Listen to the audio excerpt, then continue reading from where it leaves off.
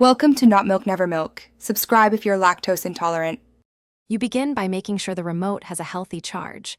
Low power breaks volume signals. Next, confirm your Apple TV and television are on and using the same HDMI input.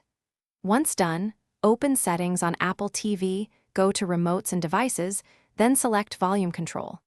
You need to determine if your setup uses TV controls via HDMI-CC, or a programmed TV model. Follow the pairing prompts now so the system can detect the best control method automatically. You proceed by choosing the volume control type Apple TV suggests. If you pick IR, position the remote toward the TV's IR sensor and press the on-screen test buttons until the TV reacts. This programs the correct IR code.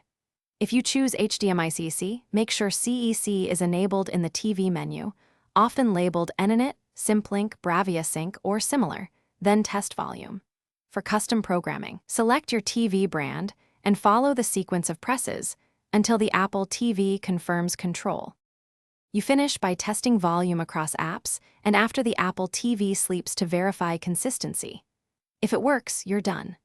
If not, replace batteries or recharge, then repair the remote and repeat the volume setup, because transient errors often break programming. Also toggle HDMI-CC off and back on in the TV menus, reboot both devices, and retry IR programming if needed. One key troubleshooting tip: a full restart of Apple TV and your television often resolves lingering handshake issues between devices. Thanks for watching. If this was helpful, leave a like and consider subscribing. See you next time.